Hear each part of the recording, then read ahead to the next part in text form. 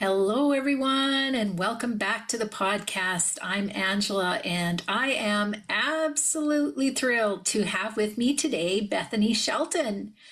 And I'm going to change my view here so you can see her. There we go. So she isn't just a speaker, she's a walking awakening. She is the founder of Be Limitless Now and the creator of the Lower Aspects Masterclass, where she helps others strip away the masks, roles, and illusions, keeping them stuck in shame, grief, and self-betrayal.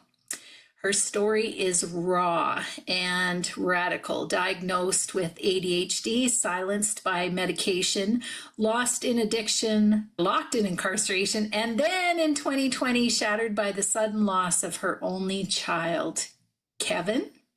Kevin. Got it. But Bethany didn't just survive, she alchemized. Through sacred signs, spiritual connection, and deep soul healing, she reclaimed her power, cracked open her heart, and discovered a truth that now fuels her mission. You are not broken, you are becoming. And she now leads others through their own spiritual and emotional rebirths, through grief, trauma, addiction, and everything the world told them to hide. Her work is unapologetic, compassionate, and infused with a fire that wakes people up.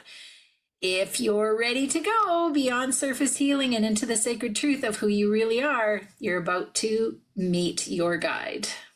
So welcome to the podcast, Bethany. It's so nice to have you. Angela, I am so grateful to be here with you guys and your audience. We are going to have some fun, some laughter, some tears, but I'm going to break open and show you exactly what I've been through and how Be Limitless is possible right now. So, yeah. Yeah, I love that.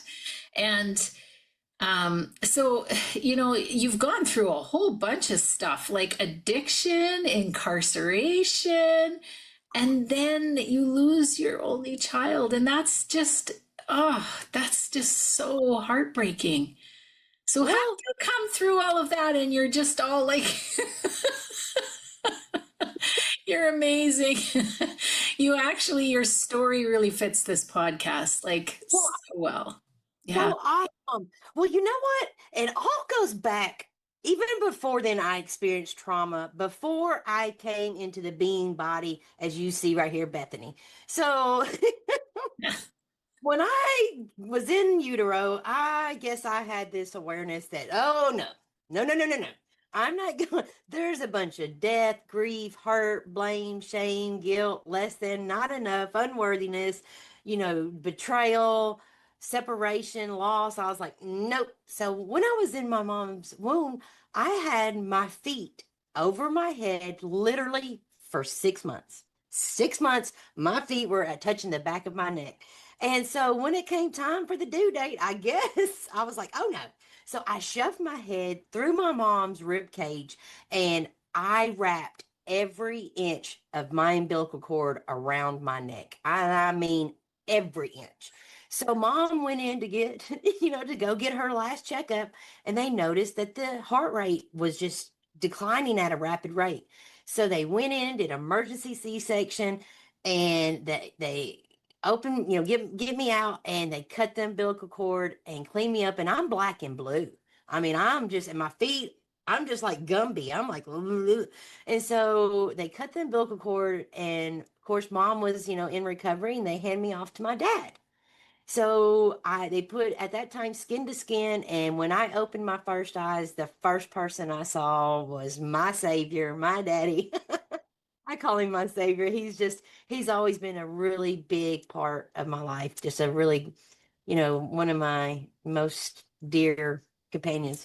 So fast forward a little bit, was born and raised in Nashville, Tennessee, and I I have a golden child brother that it can do no wrong. That was just enslaved. If you're watching or hearing, listening, hello. So that was just for you. And so, my grandparents lived right up the street, and they had this little farm in the middle of Nashville, and we had chickens and our own cattle, pigs, and we had this big vegetable garden that we had at almost 700 tomato plants growing up. So all my life, I was there, working the farm, selling tomatoes to the community. And then my dad's mom and dad, which I found this very interesting later on in my life. But my grandfather worked for WSM Radio in Nashville, and my dad lived in the WSM radio tower. Well, what I found so fascinating about this is that my grandfather was an engineer with the radio station, and he went out at that in the early 1900s. I think it was like 1930, 1940, and he did frequency sound, and he would go out and get the airwaves to all the surrounding areas of Nashville and states energy frequency. So I just thought that was kind of neat. But then he became a professor at Vanderbilt.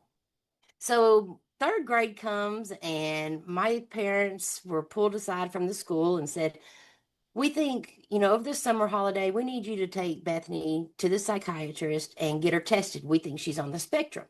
So as any great parents would do, they did exactly that.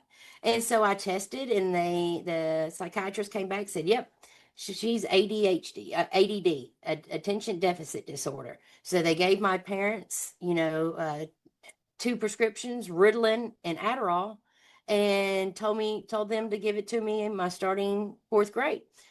So come 4th grade, my parents gave me the medicine. Well, I took it and I went to school. And when I tell you I was absolutely drugged out of my mind, because this is an amphetamine, this is Mm. narcotics.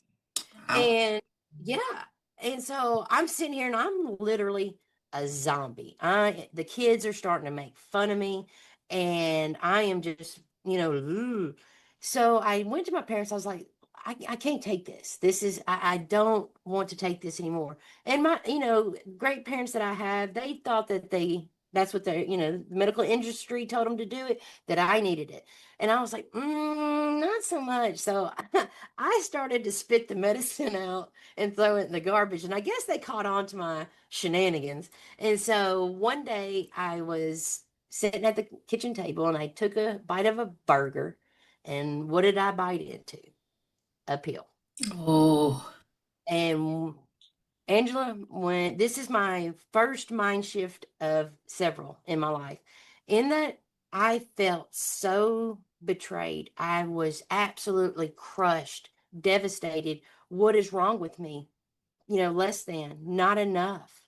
I felt at that time the only way I could show up, the only way society would accept me was if I was medicated or on something. That's what it told me at that time. Mm-hmm. um I had started getting really aggressive. I told myself in that moment, well, if you think I'm a problem, well, you haven't seen nothing yet. And so I became really aggressive, just frustrated, angry, hurt, blame, shame, less than, not enough, worry, fear. And so I started playing. My parents put me in soccer. Well, I did really great. I was an aggressive player and did well. Well, here comes high school. I started to attend one of the largest schools in the state of Tennessee. And I started out on my freshman year. I really wanted to play. And I started out and I made the varsity soccer team on a starting position. Well, I did really great up until I got kicked out of school for fighting. So my parents had to put me into a private school, and I graduated. And then in 99, I met this man down in Florida, really great guy. He was just as wild, not wild, but full of adrenaline junkie. He loved to go, race. He was a professional drag bike racer. And so we started to date. And so he was from a little town in Mississippi, and here I moved from the city. All I've known is concrete and skyscrapers. And I moved to this little town in the middle of nowhere. It didn't even have a red light at the time. It had a 4-way stop. And so we still started racing. And in 2000, I gave birth to our bouncing baby boy. And Calvin is just amazing. my parents were always telling me, Bethany, you're going to pay for your raisin. And you know what, Angela, that was so far from the truth. My case, Kevin was absolutely a bookworm, just like his dad, my brother, my grandfather. And I had told Kevin at a young age, I said, son, books can take you places that a suitcase can't. And he absolutely fell in love with books and reading. And so much so that he got into the gifted program and just really, just fell in love with books and video games. I did introduce the video games to him. So about 2007, his dad came to me. He was like, Bethany, I think we really need to teach Kevin how to ride motorcycles. And I was like, really? Motorcycles? And he was like, yeah, what if he gets 18 and goes out and buys him a motorcycle and he doesn't know how to ride and really hurts himself or, you know, something worse? And I was like, okay, yeah. Yeah, okay, so let's do that. So Kevin really started to love motorcycle riding. His dad got him into motocross and arena cross, dirt bike racing. And so it was his first race, and I was like, I get there, and this is absolute a nightmare for me to watch my child at the starting gate. And Angela, when I tell you, I would be bawling, crying, snot going, just in a nervous wreck. And Kevin came to me. He's like, Mom, you can't come to my races. He said, you absolutely make me so nervous. And I was like, great. That's the best thing I've heard all day. I don't have to come, but I still went here and there. You know what I mean? Mhm. But it's still the same. I was crying, upset. It was just misery for me to see him jumping these things. And, I was like, so fast forward to he started school and did really well. Um, then let's see what happened there. Uh, uh, my mind broke blank. I can hear him talking to me. Tell this, tell this, tell this. So he went to school, and then came high school. He was racing, still racing at that time, and high school came. And at the time, I had moved to Nashville to my grandparents' house, and I said, you know what? I had gotten a car wreck, and when I was in Nashville, the doctors wrote me all of these opioids. They wrote me oxymorphone, oxycontin, hydromorphone, and all. I mean, totally over medicated me once again. And but at that time, I thought I still trusted the medical industry. So I was like, man, this isn't good. I don't want to continue to do this. So I moved, called my parents, and I told them what was going on. And at the time, Louie and I were, just I'd get Kevin on every spring break, holidays, every Christmas. Louie and I would spend every birthday we would spend together. And so I told Kevin, I said, hey, buddy, I'm moving to Memphis. You know what? They built a brand new high school up here. He's starting his senior year of high school. And I was like, how cool would it be for you to come up here and, finish out and we can start getting ready for college? And so he was like, yeah, Mom, that sounds great. So he came up and we got him, he started studying for his ACT. ACT came around and he scored the 32 the first time he took it. And I was like, wow, that's impressive. Well, the military came to him and was like, we would like for you to test. You did so well on the ACT. We'd like for you to test. So he tested on the ASVAB. He scored the top 1% of the top 1%. The military came back and said, we've got a position for you, nuclear physicist in the bottom of an aircraft carrier. And Kevin said, Mom, if they would have came to me as astrophysicist, I probably would have taken it. And I was like, astrophysicist? What is, you know, I had no idea that Kevin was totally into, you know, frequency, energy, vibration, sound, anything that had an ology besides Scientology, he was all about, astrology, biology, all of this stuff, quantum physics, quantum mechanics, quantum entanglement, and I was like, I had no idea about any of this stuff. So come 2019, what did we all get to experience? COVID-19. Mhm. So Kevin graduated from high school, got accepted to the University of Tennessee, but it was his freshman year, and they were not allowing freshmen on campus that year. So they were just allowing them to do virtual. So he did that for, he graduated in 2019. 2020 came around. I'm at work. I'm working a third shift job, got off the medication. Everything's, going good. And I'm at work, and my boss comes to me, and she was like, Bethany, I need you to clock out. I was like, it's like 2:30 in the morning. I was like, what? She's like, yeah, I need you to clock out. You got some people out in the out in the parking lot. And I was like, I don't know, I don't. My family is at home asleep, and they don't know where I work anyway. You know, I think you got the wrong person. She's like, clock out. I was like, okay, I'm gonna clock out. So I clock out, and I walk outside, and I push the doors open, and who do I see? Every single person in my immediate family. My mom, my dad, my brother, sister-in-law, and my nephew. And I walk out, and I'm like, no, this is weird. The only person that's missing here is Kevin. And I looked, I was like, where's Kevin? My mom looked at me. She said, Bethany, I need you to sit down. I was like, okay. So I get in the van and I sit down.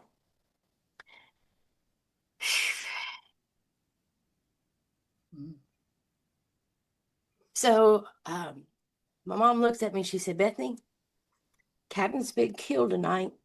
He was on his way just down to his dad's house to go to a race, and a driver crossed into his center line, hitting him head on, killing him instantly.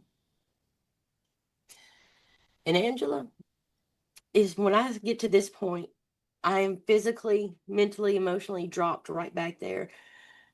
And the sound that came out of my body next, the scream in which I let out of my body, is so foreign, so rare. And when I'm talking to you right now, I have the hair on my neck standing up. And I collapsed to the floor. And so my brother drove me home, and I call his dad. And Louis said, Bethany, I'm going to come get you tomorrow. It's time for you to come home. And I was like, okay, yeah, yeah. So he comes and gets me the next day, and we go down to start making funeral preparations. And, Angela, I sometimes I think that, did I do the right thing? Because when we went in, funeral home director asked me, said, Bethany, do you want to go view the body? And I was like, in that moment, he said, I wouldn't suggest it. He said he took blunt force trauma to the head. And I said, oh, he said, you're going to have a closed casket. Okay. I said, no. And still to this day, I wonder, did I, because, but I didn't want to remember him in that mangled, I just couldn't imagine. Mm. So,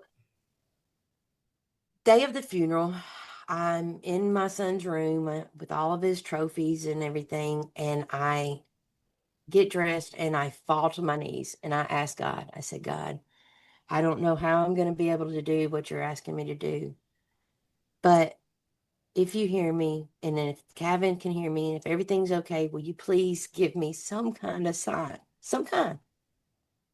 So I'm walking back from the burial. I'm devastated. I'm just absolutely broken beyond broken. And all I can think about was, I failed him. I wasn't a good parent. I didn't go to the motorcycles, all of the blaming, shaming, guilt. I just felt like I was a bad mother. I didn't protect him. I just felt misery, absolute just misery. Well, I'm walking back, and my best friend of 36 years has got my arm. And she touched my arm. She said, Bethany, look. And I looked up, and it's a cloudy day, cloudy. And when I looked up, the clouds parted and a rainbow popped through. Mm. There's my sign. There's my sign that I just asked for before I left the house. I fell to the ground, and in that moment, I felt something peaceful. I felt love for that short period of time, but I felt something. So that next year, Angela, I was absolutely devastated, devastated beyond devastation. I was always thinking about how much of a failure I was. I could have done better. I should have done better. You know, grief beyond, I could not get out of my mind. Mm. Well, I started to, here's where it starts to get good. So I started to research NDEs, near death experiences. And I found, Angela, hearing these people's stories and transformations of what they experienced beyond the veil, you know, when they crossed over, something started to shift in me. And I was like, wow, that's so neat. That's, you know, I felt a little bit of comfort. But then information started to flow to me and through me. And when I tell you information, I was told, I was in my spirit, in my body, write this stuff down. And I didn't even know what half of this information I was coming up on, what it even meant. Quantum physics, quantum entanglement, quantum manifestations, quantum physics, physics entanglement, and so vibration, energy, frequency, all of this started just flooding in, and I didn't know anything about this. So I started to really deep dive this stuff, and I started to figure out about my energy fields and vibrations and light and sound. And so one day I'm sitting on the couch and I need to go take a shower. So I go pull my shower curtain back. And when I do, Angela, I look down and there was a coin inside of my bathtub. Now, I don't know about you, but I don't shower with coins. I Yeah. don't have pockets, you know. So how? And I picked up the coin and it had Kevin's death year on it, 2020. And Mm. I said, oh, well, that's interesting. Several days had passed. One morning I get up out of bed like I normally do, make my bed up, tidy up everything. That night, I go get in the bed, I pull the sheets back. What's in my bed? Coins. And I was like, now I know these things were not in here just a moment ago, Mm. you know, this morning. So, you know, I still, well, try to disregard it, not paying attention, you know. Well, several days had passed. One morning I get up and I put my feet on the ground, and what is on the floor? Coins. I was like, man, this is so strange. Well, here's where mind shift number 2 comes in. One day I'm vacuuming my floors. I go put the vacuum cleaner. I walk back into the living room and look down on my freshly vacuumed floors. What did I see? Coins. And Mm. now, Angela, you know those coins were not, I just vacuumed right there. If I would have seen them, I would have picked the coins up and vacuumed. You know what I mean? Mm. But this was on my freshly vacuumed coins. So I picked the coin up and I look at it, and it's Kevin's birth year on it. And Mm. I was like, man, this is this is odd. So I call my mom. It's like, Mom, man, something weird is going on. I am finding coins everywhere. She said, oh my God, Bethany, we are too. I'm finding pennies everywhere. I said, what? She said, everywhere. Your father and I are finding pennies. She said, I think Kevin's trying to communicate with us. I said, what? I hung up the phone. I ran out on the deck. And when I ran out on the deck, I just, I didn't scream it, but I was kind of vocal about it. I said, Kevin, if this is you, man, can you show up for me like a bluebird or a redbird? The very next day, Angela, everywhere I turned was a blue jay or a cardinal. Everywhere I turned. In that moment, I said, oh my gosh, this child is trying to communicate with me. What? I couldn't believe it. I started to get elevated. I was like, started to get excited. I was like, oh, what else is possible? What else is possible? And so then he started to like really show up, flickering the lights. His dad and I were sitting on the couch one day, and his phone was sitting right there, locked. Now, you know, his dad did not have any of his playlist on his phone. Out of nowhere, one of Kevin's favorite songs started playing on his dad's phone, and we could not shut this thing up for nothing. I just, and it's so loud. And I said, "Oh my gosh, this is absolutely amazing, amazing." And so I started to really pay attention to everything in my day to day. I started to pay attention. I started, like I said, learning about entanglement, quantum physics, quantum mechanics, energy, frequency. And I started to learn about where my attention goes, energy flows. I started to learn that like attracts like. So if whatever I'm putting out into the field, I'm attracting back. So if I'm in these lower aspects, lower vibrations, I'm only attracting more of that to me. So, yeah, I started to take a deep dive into myself. I started to find love for myself. And when I did that, my whole world just started to just, Hmm. yeah, How amazing. What an amazing story. yeah, right. Yeah. It's, and as I started to pay attention to these signs, then comes the synchronicities. I would be driving, and I would think about Kevin. And one day I could go on and on about, I've got so much to share. But one day I was like, you know what? My parents are getting older. And so I was down in Mississippi and that's where Kevin's, headstone is. And I was like, I'm going to go, I always go by there and stuff. So I was like, Kevin, come on. I'm fixing to go to Nani and Granddad's. And I knew he was already, I could feel his frequency. I could feel his vibrations. I can smell him to so much so now I have complete audio telepathy with not only him, but with my guides. So here's something that was absolutely amazing. I tell him, come on, we're going to Memphis, ride with me. And it's like almost a 2 hour ride, Angela.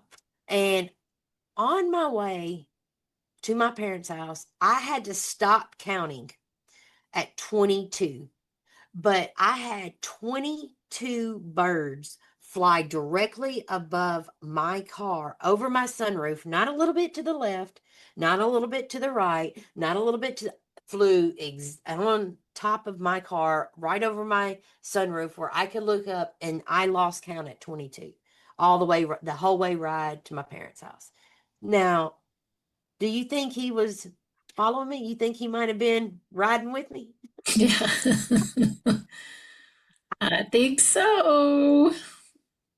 Yeah, but we weren't taught any of this. No. We were not taught. You know, one day, and this is part of one of my courses and how I get my clients to realize and come to the awareness that we were taught grief. We were taught how to stay locked, blocked, and stopped in lower aspects. And everybody might be like, well, what? What are you talking about? How many of us grew up with a television, with a TV? Probably many to most. Well, when my teams were like, Bethany, let's deep dive that. And I was like, okay, what is a television? A television is a vision. It's telling you a vision through visual and audio on repetition to get a feeling, to get an emotion, right? What is an emotion? An emotion is energy in motion, emotion. So I was like, what? Well, they were like, Bethany, yeah, let's go look up grief, loss, separation, abandonment, blame, and shame on movies. And I was like, on movies? And they're like, yeah, through Disney and holiday movies. And I was like, what are we talking about here? So I did exactly as I was guided. I went and researched. Angela, what I came back the information what I found, I was floored. How many of us turn on the television, telling you vision through visual and audio?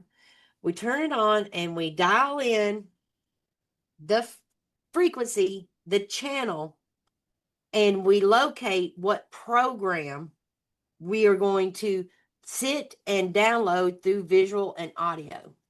Well, here's another amazing awareness they brought to me. They said, Bethany, research brainwave links. And I was like, okay. So I started to do that. Children from the ages of 0 to 7 operate in theta brainwave. They intake information not of logic, but through audio and visual, or visual and audio on repetition to get an emotion, a feeling, a reaction. This brainwave is the same brainwave as hypnosis. How many of us as children sat down and watched Disney from 0 to 7? I know I did. I did it to my child. I did the same thing. I mean, we all had TVs. That's what we did.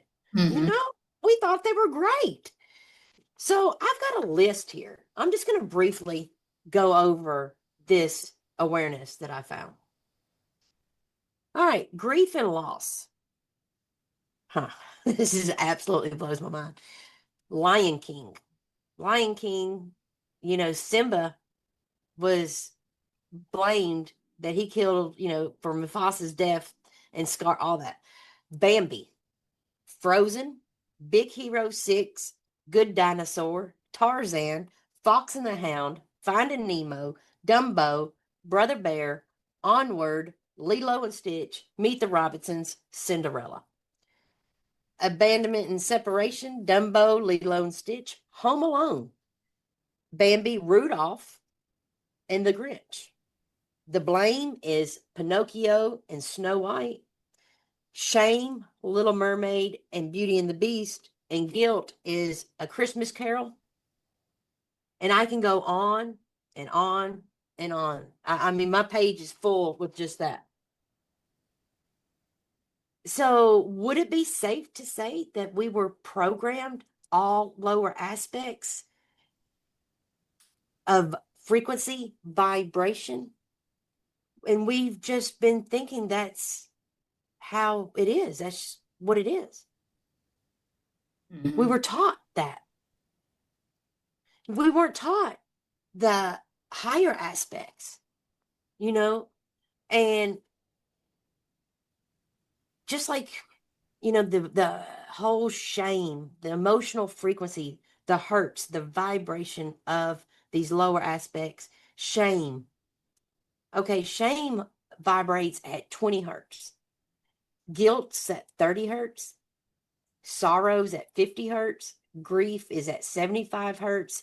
And fear is at 100 hertz. Guess where death vibrates at? 0 hertz. So you mean to tell me that I was feeling grief and I am vibrating on a frequency, on a vibration right up next to death? Now, my child made it very apparent and very aware to me that, Mom, this is not what we're doing. How are you honoring me by staying blocked and stopped in all these lower aspects? He said, and this blew my mind too. He was like, okay, Mom, I got to show you something. I was like, okay. So he showed it to me like this. He said, Mom, when I was on a physical plane, like I'm talking to you right now, Angela, he said, Mom, we vibrated about the same frequency, you know? And I was like, yeah, okay, I get that. He said, but Mom, when I transform, because and we are all energy beings, infinite beings that have a body, you know, who wears the clothes, the being or the body? The body. Who eats the food, the being or the body? The body. So who has dreams at night? Who goes to sleep at night? The being or the body? The body. But who has the dreams? The being. The being goes out of the body to have experiences in dream time. So he was like, Mom, when I'm here, so when I transformed back into energy, He said, energy cannot be created and destroyed. It only transforms. He said, we vibrate as an energy being. We vibrate at a high rate of frequency, high rate of vibration. He said, but mom, he said, when I transformed, you dropped in frequency. He said, do you see how hard it is for us to communicate on that? Look at the gap there. He said, did you notice that once you started to feel the higher aspects, the love vibrates at 500 hertz, joy 540, awareness 700, grateful 900, and God's consciousness is at 1000 on a vibratory level, on a hertz. He said, so once you started to get excited, and that's what I did when I started to find the coins and get all the communications and the signs and synchronicities, I was like, oh my God, and so I started to like get excited. Here's another one, like Mother's Day this year. Mother's Day, I was like, I'm human. I am human. I will miss seeing my son with my eyes. I will miss putting my arms around him and hugging him. I will miss that until the day that I transform back into energy. I'm human. I'm having a human experience. And that's okay. But here's the transformation. I don't get stuck in the mind, the mental body, the reacting, the storytelling, the pain looping, this, and we were taught to do this. Only stay in here. Raise your hand. Be a good human. Get the right answer. That's what we were taught as kids in school. So I learned that once I stopped allowing this to operate and drop into my heart, so it's Mother's Day, and I was like, man, I said, man, Kevin, I sure need you to show up and show out for me today. And I walk out into the garage, and this little bird flies into my frequency, into my electromagnetic field, because we all have electromagnetic field that precedes us 6 feet, 360 degrees around you. Now, if this bird was not there to share its frequency of love, joy, compassion, it would not have landed in my field. It landed 3 feet in my field. It would have been on a tree somewhere. It wouldn't even came in.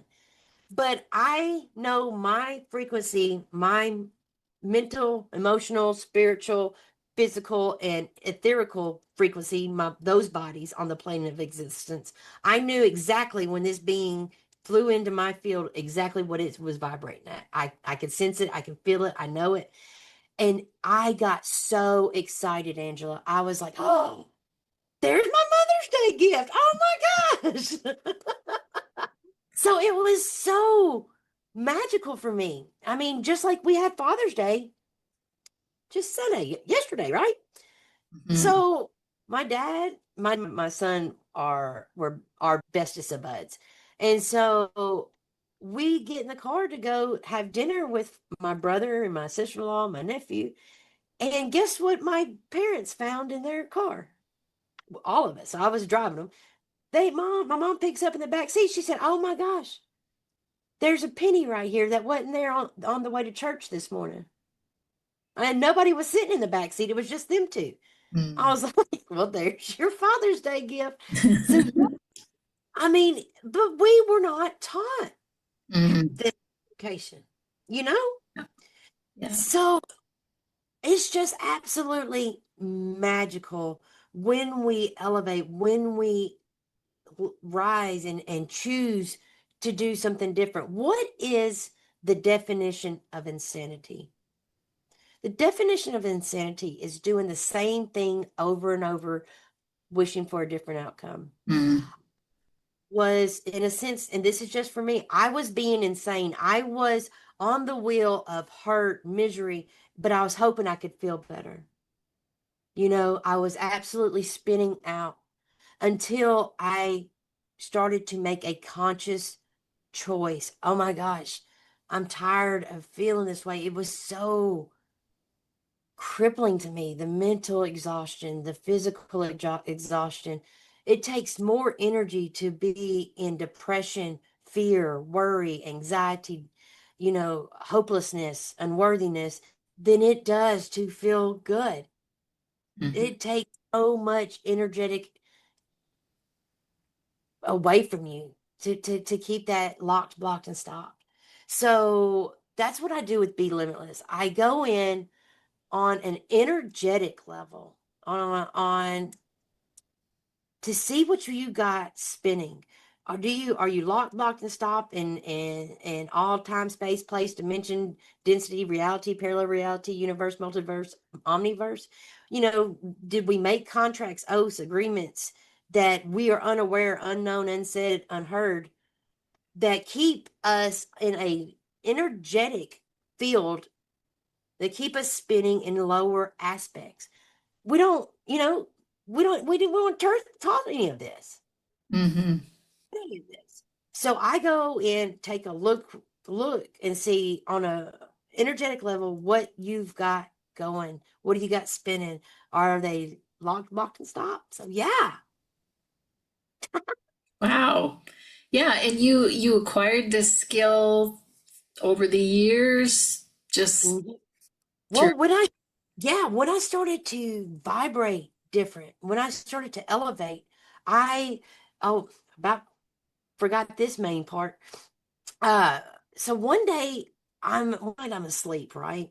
I get woken up at 3:33 in the morning, and I'm like, okay. And I get this feeling, go outside, go outside. Well, I go outside onto the deck down in Mississippi. I'm sitting there. There's a 13-acre lake. I'm not thinking about anything. I'm in my heart. I'm listening to the frogs and the crickets, and this night sky out in the country is absolutely stunning. You can see all the beautiful stars, and it's just like, and I'm sitting there like, okay, I was just doing, because I had an urge. I had that gut feeling to be out there. Well, when I tell you what I witnessed next, I had no idea was even possible. Out of nowhere, this gold orbed being, a orb, and it flew down, stopped for a second, and flew the 13-acre lake, and it flew back. And I gained the awareness that and I could not believe what I was seeing. I didn't know that this was possible. I've never seen anything like this.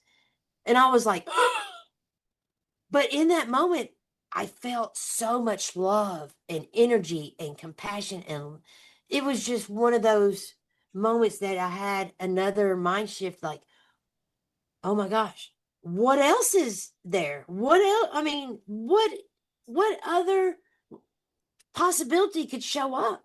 And Mhm. so when I started to look and feel and step into those higher aspects of energy, I gain communication and connections not only with my angelic, galactic, indigenous, ancestral, my son, and yeah, so that's how all that came about, and that's when the information started to flow to me and through me, and I started to put all this together, because before any of this, I had no recollection about any of this stuff. Nothing, Mhm. nothing, nothing.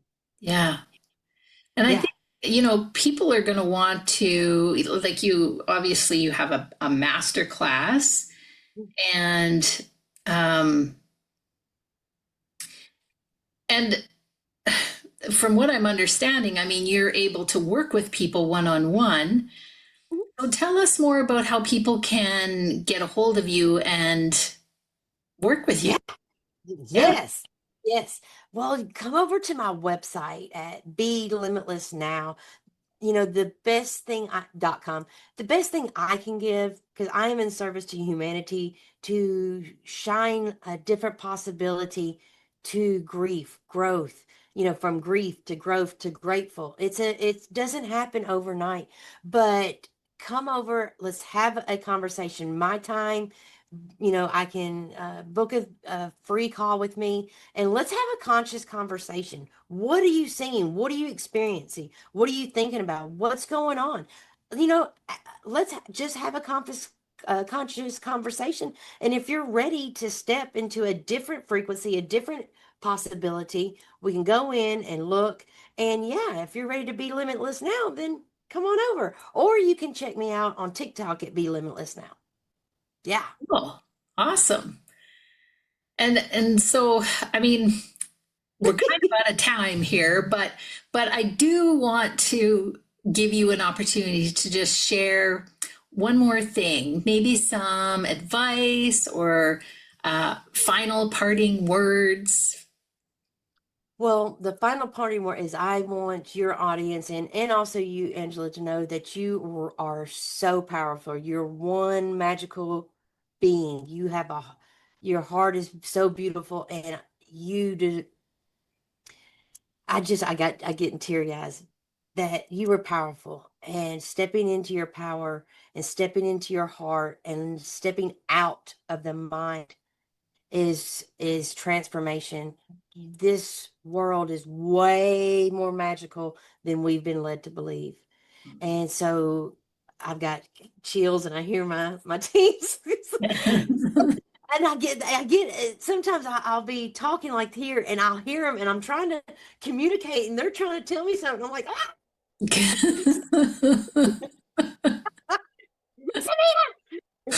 but no, you just humanity is, we are humans and humans love hard.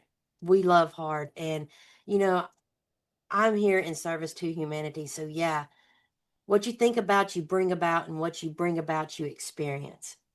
So, like attracts like, stay aware because all we have really is each now moment. Right here, right now is where you have choice. You can either respond or you can react. You can react in blaming and shaming and all the lower. Responding is choice. Now I'm a creator divine being. What most benevolent outcome would I get excited to choose right now?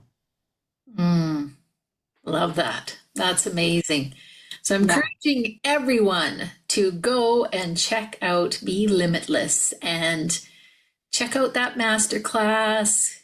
Sign up for a session with And Bethany. yeah, they can just sign Yeah. up. I mean, over and get on the email list. I'm doing all kinds of talks, and you come and get the awarenesses. Just be a part of the community. We really thrive and vibe, and we have so much fun. So yeah, come on over.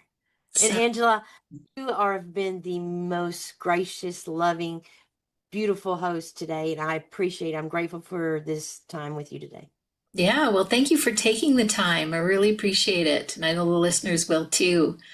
And I want to thank everyone for listening. And don't forget to subscribe. And bye for now.